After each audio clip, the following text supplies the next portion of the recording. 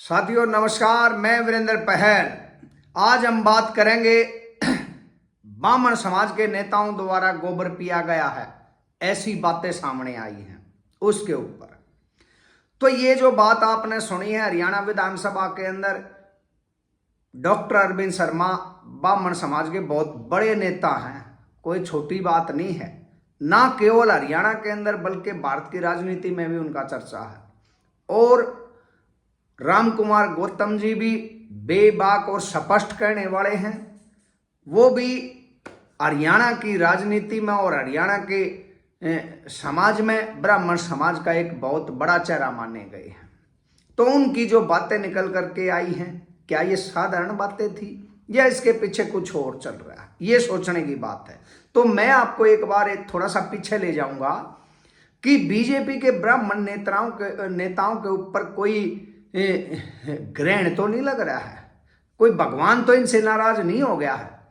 कुछ दिन पहले जो सोनीपत के सांसद थे रमेश कौशिक जी, उनके बारे में एक वीडियो वायरल हुई थी, आप सब ने देखा था कि वो एक किस तरह की वीडियो वायरल हुई थी। उसके अंदर वो रमेश कौशिक जी थे या नहीं थे, इस बात के बारे में मैं कुछ नहीं कहना चाहता, ना मैं कोई पुष्टि करता हूं, लेकिन उनकी वीडियो बता करके वायरल करी गई थी। उसके बाद उनकी लोकसभा की टिकट कट गई और मोहनलाल बड़ौली को वो टिकट मिल गई। कुछ दिनों पहले आपने देखा होगा कि मोहनलाल बड़ौली जो हरियाणा बीजेपी के प्रदेश अध्यक्ष हैं और ब्राह्मण नेता हैं, उनके बारे में भी एक बलात्कार जैसी संगीन आरोप लगाया गया। उनकी प्रतिष्ठा, उनके सम्मान, उनकी इज्जत आबरू को तार तार करने का काम करा गया। वो बात अलग है कि आगे चलकर जब जांच हुई तो पता चला ये बिल्कुल बेबुनियादी और निराधार हैं, लेकिन जो उनकी छवि के ऊपर जो इस तरह के आरोप लगे हैं, तो वो मैं बताना चाह रहा हूं कि कौन सी भगवान तो इनसे नाराज नहीं हो रहा है, या कि कोई ग्रह कुंडली खराब हो रही है, या कोई ग्रह इनके ऊपर गलत चल रहा है जिसका।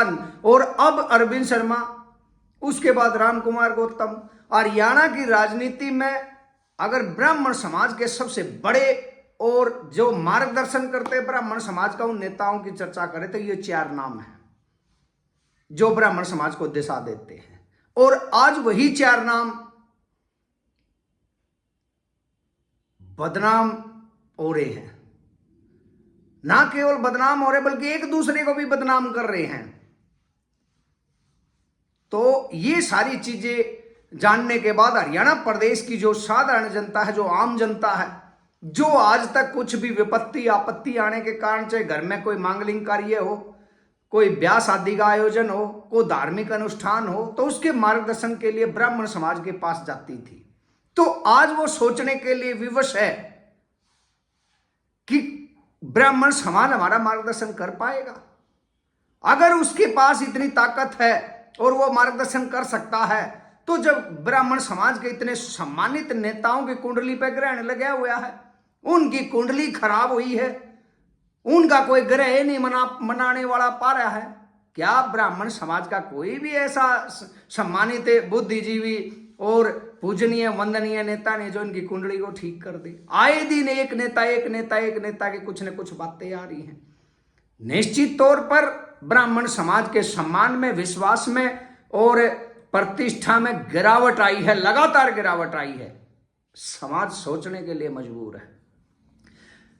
ये बात हम दावे के साथ कहते हैं कि ब्राह्मण समाज में आज भी बहुत सारे पूजनीय, वंदनीय और समाज को मार्गदर्शन दिखाने लायक महापुरुष भी हैं, समझदार लोग भी हैं, बुद्धिमान भी हैं, लेकिन उनकी चुप्पी, उनका सामने ना आना और कौन सी दशा, कौन सा घर है ये खेल खेल रहा है, इसका स्पष्टीकरण ना करना कहीं ना कहीं समाज को चिंतित बनाए हुए है। तो अब ब्राह्मण समाज की जो दिशा दिखाने की और नेतृत्व करने की बात थी, वो पहले जैसी ज्यों की त्यों नहीं रही होगी।